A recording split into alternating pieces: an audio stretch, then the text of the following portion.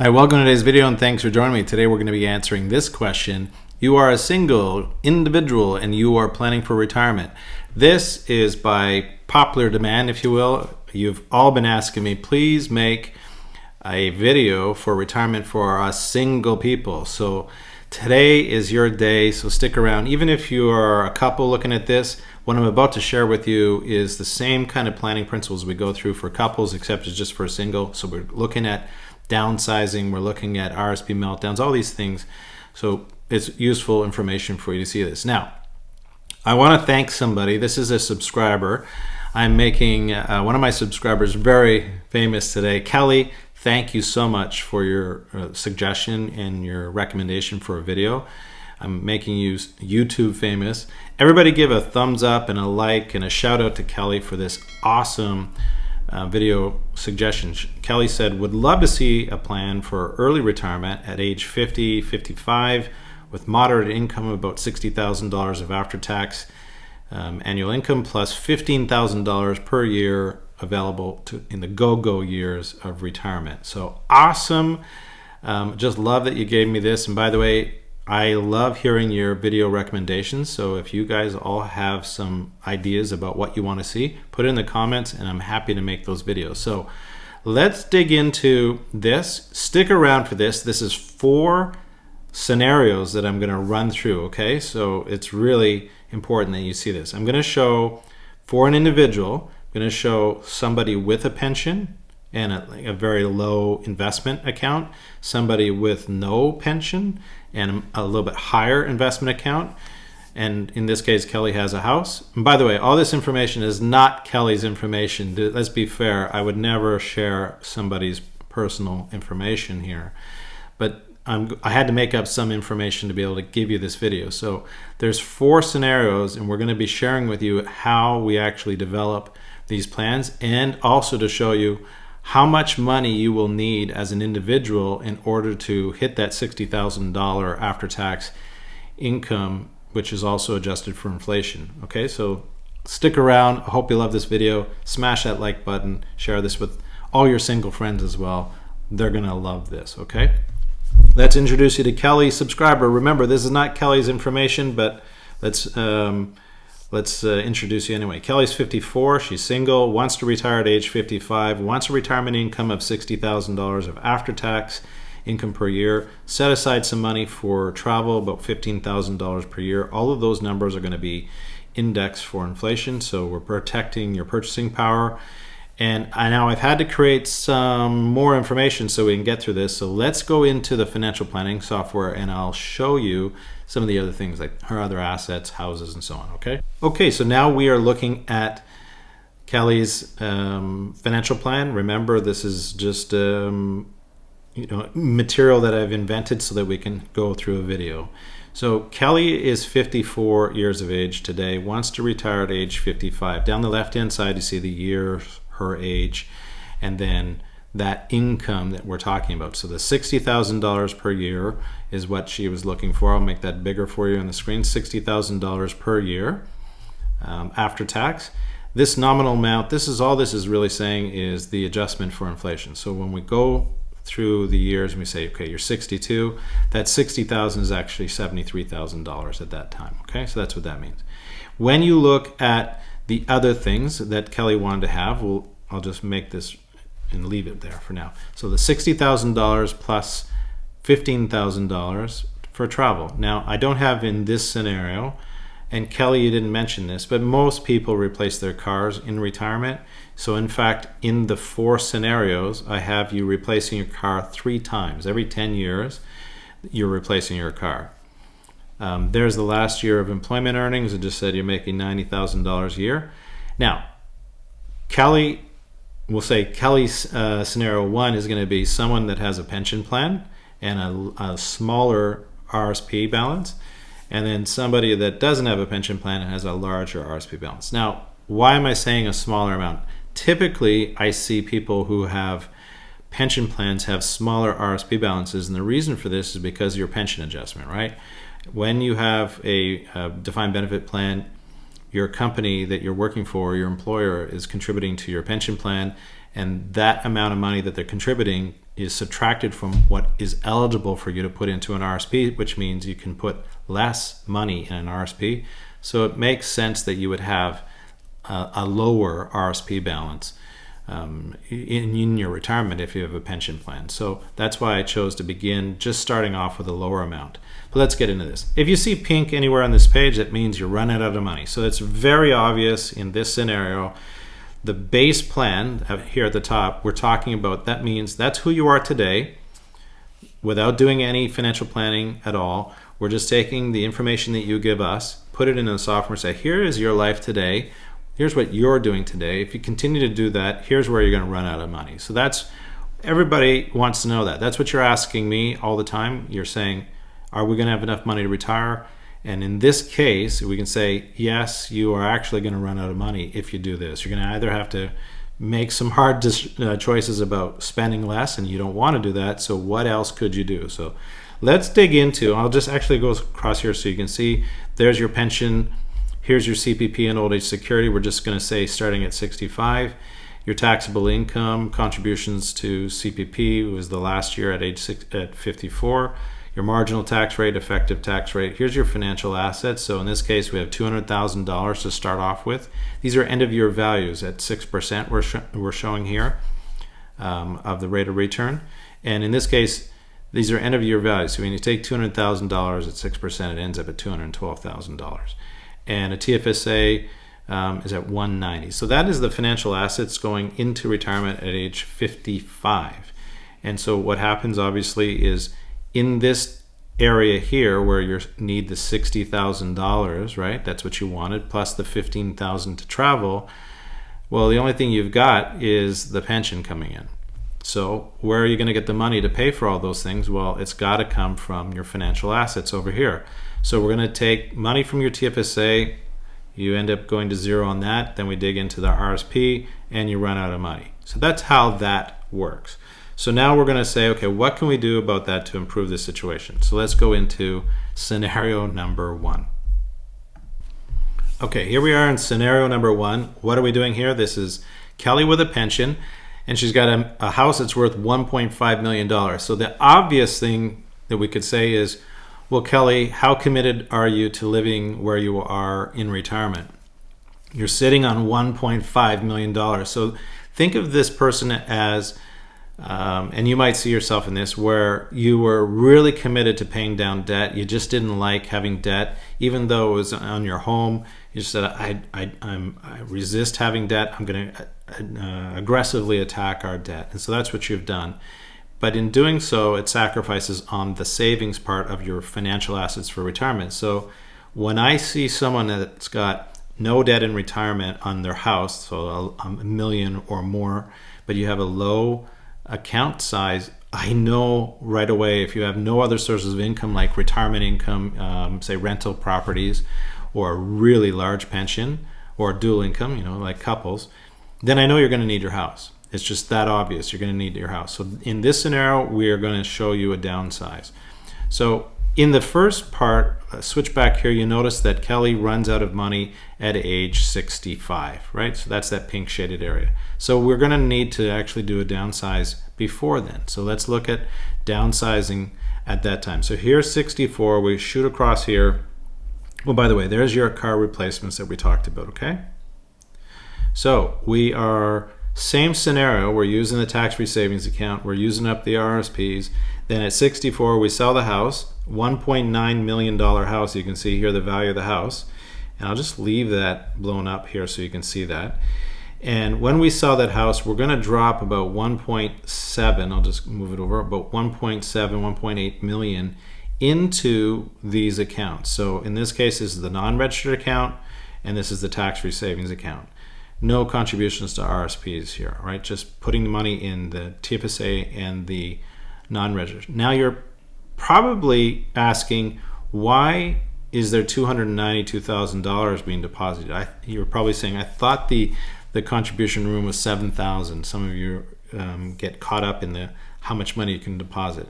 Your contribution room in a TFSA is made up of the annual contribution room, so that's $7,000, and it goes up every 2 years by $500, plus the withdrawals that you made. So if you look up here, we made withdrawals. So we're able to put that money back in, plus all the years of the unused contribution room that she didn't contribute. We get to recapture that later on. So all you people who are thinking about doing downsizing later on and you've expired all your TFSA room, know that you're going to repopulate that account when you sell your house. The rest of it goes into a non-registered account. Now, good news is that Kelly does not run out of money. You can see here there's no more pink on the page, and so she's free to go ahead and spend that $60,000 all the way to retirement if she wants. In fact, she could spend more if she wanted to, but we're not going to go there. We're just going to say, well, you can maintain that lifestyle. Now, what do we do to lower the tax a little bit? Because you've got $1.5 million, and by the way, for all you people who are saying 6% in retirement, I've knocked that rate of return down to 4.86% at age 65 going forward. Okay, so we can also show different rates of return in these plans. So here we are, we've got $1.5 million, and you can see what we're doing is because we've got this increasing her tax base, she's paying money, tax on money that she's not spending. So we're doing deposits, the maximum annual contributions to her tax-free savings account. So you see that there? So each year we're taking money from the non-registered account and making deposits into the TFSA. And we do that all the way through here until we run out of money in the non-registered account, and we've got it all inside of a tax-free savings account. So when you look at that, we're doing withdrawals for her annual need, that $60,000 plus the travel, right? Plus replacing the car. We're taking, she's got a pension plan, but we're also taking what we need on top of that, and plus the TFSA contribution. Okay, so when you look at, you're saying that's a lot of money, but bear in mind her pension has gone up in value, right? Through inflation, it's gone up. And the amount of money that she requires in those future years, if we look here at age 78, that $60,000 is actually $108,000 at that time. So it's quite a bit of money that we have to pull from her investment accounts in order to supply that. So let's swing over here. We do all those TFSA contributions, we run out of non-registered money, and then all of the future contribution or the future withdrawals are coming from her TFSA. And you can see from age 82 all the way up to age 90, we're doing withdrawals in her TFSA. And what happens? She leaves no money behind for Canada Revenue from RSPs because that's already gone. And it's all in a tax-free savings account. How much? We got $362,000 left over in her tax-free savings account in this scenario. So Kelly, you want to have that $60,000 in after tax plus the $15,000 and have 3 cars in your retirement, you're definitely going to have to do a downsize, and that's how we pull it off in here. That's scenario 1. What do you think of that so far? This is blowing your mind too much information, because we're going to go into 3 more scenarios. Here we go.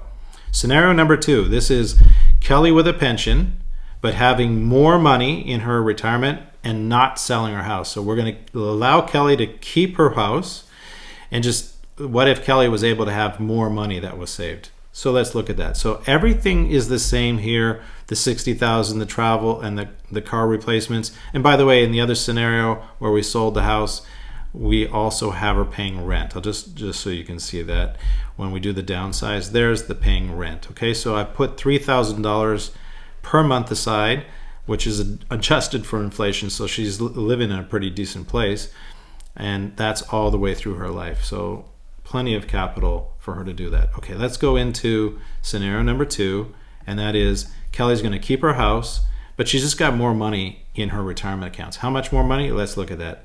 Kelly is going to need about almost $850,000 in her retirement account when we'll call it $900,000 because this is the year that she actually retires. This year she's not retired.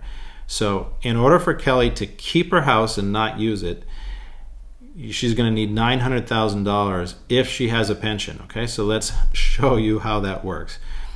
There's the pension that's being paid to Kelly. We've pushed off CPP and old age security to age 70, right, to try to lower her tax base. Even with that, though, with the pension income and having more money, what do you see here? We've got a clawback. If I was to start the CPP early, it wouldn't change. She'd still have a clawback. So I'm pushing it off as far as we can, and she still has a clawback. So what is sort of, when you pray for rain, you get to deal with the mud. You were praying for more money, but now because it's more money plus, and that money is all in an RSP. So I'm sharing with you sort of the dilemmas of how you contribute to your retirement accounts is very important. If all you're really doing is overfunding an RSP and not really funding too much of the TFSA, then when it comes time for your withdrawal strategy in retirement and you're pulling all that money out of the RSP, it's going to increase your tax base. And you've got a pension plan already. So your taxable account, all your investments here are all taxable. You've got a pension plan, CVP, old age security, and your RSP, which would be a RIF eventually. That's just a high tax rate, and so you can't get away from the old age security. It's impossible to do that. So let's look at what happens in the first few years. We're going to use the non-registered or the TFSA account. Then we're going to dig into the RSPs, and you can see these are the withdrawals that are happening to supply enough money. It doesn't necessarily mean this is a minimum withdrawal. We're just saying this is the amount that Kelly would need to take out on an annual basis in order to supplement that lifestyle that she wants. So if we go through that, remember we're not downsizing, but we have adjusted the rate of return down just like we did in the other one, and we go all the way to the bottom. What do you notice is that you don't run out of money, and you've got about $200,000 left over in your RSP. Really no TFSA left, but it's all RSP money. So in this case, if you're a single person and you have a pension plan that's paying you roughly about $40,000 a year, you're going to need about $800,000, $900,000 when you begin your retirement. Now, that's only if you're retiring at age 55.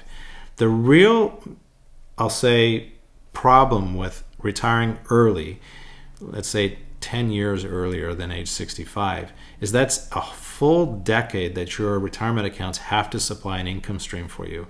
If you were retiring in your 60s or like 62 to 65, you wouldn't need that much money, right? But because it's so early in life, you're a young age of 55, you're going to need that much more money. So that's the real trouble with retiring early, is you need more money. Same thing as if you live longer than you expect, you're going to need more money. Okay, that's that scenario. Let's look at scenario number 3. Scenario number 3 is you don't have a pension, you're a single person, an individual, and you need to retire. How much money are you going to need in order to pay for $60,000 plus $15,000 to travel plus $40,000 every 3 years in retirement? Well, the answer to your question is almost $1.8 million that you're going to have to put in. Now, again, I'm showing this mostly in RSPs and not a TFSA on purpose because I want to show you, like, if you're always contributing RSP, that's going to be a problem in retirement. It's not that RSPs are bad, it's just that if you only contribute to that side of the equation, it's going to be expensive later on. Okay, so what do we do in this case if you are a single person with no pension and you don't want to sell your house, you want to keep it? Then you're going to need about $1.8 million starting at age 55 all the way to age 90. And we get to do a small RSP meltdown, $50,000 a year, because the tax rate here was 0 in those years. So we managed to be able to pull some money out ahead of time to be able to not leave so much behind. So if we go forward here, again, we're changing that rate of return in all the scenarios. We're dropping it down at age 65. And you can see these are the withdrawals that are happening in the RSP account. In this case, these are now going to be RIFs, right? And as we go all the way down to the bottom, we see that at age 90, $15,000 remaining in the RIF. So we have really depleted this. That's the whole idea of this strategy, is to just show you, how much do you need to survive to age 90 without having to sacrifice your lifestyle. So keeping your house, wanting the $60,000 plus, the $15,000 and the new car every 10 years, you're going to need 1.7, almost $1.8 million, okay, in retirement. And that's at 6% right away, and then down to 4.86% in retirement. Okay, last scenario is, what if you can't put $1.8 million aside? So that's not having a pension, right? But you are downsizing. So same things, everything's the same. There's your rent that you're going to be paying, but we're starting the rent at age 72. So in this case, we want to say, how much money do you need if you're going to do a downsize. So it's a slightly different scenario here. You are only going to need about $1 million in retirement, because what will happen is when you get through this RSP balance, then you do the downsize, as you can see here, right? We're going to downsize, and the money goes into your non-registered and your TFSA at that point. And now you're going to use that in retirement. So you don't need as much money, because we're going to allow yourself to get through that money and then have it replenished through the downsizing event. So here we are, we're downsizing. Again, same kind of scenario. You've got all this money in your non-registered, so we're going to make your contributions to your TFSA, the maximum contributions, and then you run out of non-registered, you've run out of RSP a long time ago, and now you're going to do withdrawals out of TFSA and leave about $375,000 behind in your TFSA. No problem there. That's not an issue for CRA. You're not getting taxed on that when you pass away. So that's good. So in this particular case, if you're an individual and you don't have a pension and you plan to use your home in retirement, then you only need about $1 million in retirement. Now, could she have sold the house a couple years earlier? Yeah, and then you'd have practically no money left at age 90. But I don't want to keep things so razor thin that you've got, you're down to your last 15,000, and like we're just making sure that we're buying some time, a couple of years on either side of that decision. So that's how that all works. And then when you look at one other thing here, I'm just going to compare all the scenarios together. You can see that this is the one that we just talked about. So the estate value for someone who does that, so this is no pension and you sell your home in retirement and rent, you're going to have $375,000 estate. You've got, comparing that to number 3, no pension and no downsize, so you want to keep your home. That means you had a higher dollar amount. You're going to have $3.7 million. And why? Because you've got this house that's still there. So you can see that the cash is down to $15,000, but the house is worth $3.7 million. So there's very little tax here because it's your primary residence. So you can see one of the key things about doing this kind of financial planning is if you can maintain ownership of your home, keep your home, you have the stored value of that home. You're not paying any tax on the growth of that through your lifetime. So it becomes a very valuable estate tool when you want to pass those assets to your beneficiaries. You're going to have a lot of money to pass, and it's not going to be like a big tax event. It's not a RIF or a LIRA or any of those things where you have to pay a lot of tax. So if you can somehow save enough money that you don't need to sell your home, that's even better. Okay, then we look at scenario number 1 and scenario number 2. Scenario 1 was you have a pension and you're downsizing, so about $362, so pretty comparable to scenario 4. And the other one was you've got a pension, you've got a higher investment account, and you don't want to sell your home. Again, $3.8 million. So the magic there is right there, obvious. If you can find a way to save enough money so that you can keep your home, you're going to be able to pass on more assets, and you'll be able to live in the home you always have been in for many years. There may become a time where the home becomes too much for you and you actually downsize because it's just more practical for you, a simpler way for you to live. But nonetheless, if you can keep your home the longest period of time, it's a storage of capital. You're not having to pay tax on that growth. So you can see how that works. Well, what do you think about this video?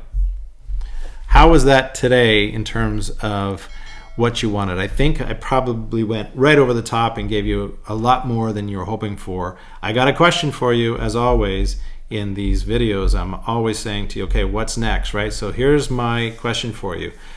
As a single person, what are your challenge, or if you have more than one challenge, that you face in saving for retirement? I know that many of you have made comments about that CPP and old age security should be different for single individuals because it's harder. You should have more of like an enhancement for an individual. It's much easier in couples because you've got the combined CPP and old age security. So that's one example that I've heard from you, that you'd love to see CPP boosted for individuals who are single at retirement. Well, put your comments below. Let's hear or let's read all about what you think are your challenges, because I would love to know about that. Some of those challenges might be a great video for me to make on how to help you with those challenges. Well, again, thanks so much for joining me in today's video. I hope you got a lot of it. Hit that like button, share this with all your single people that need to see this video, and I look forward to seeing you in the next video. Thanks, and be well.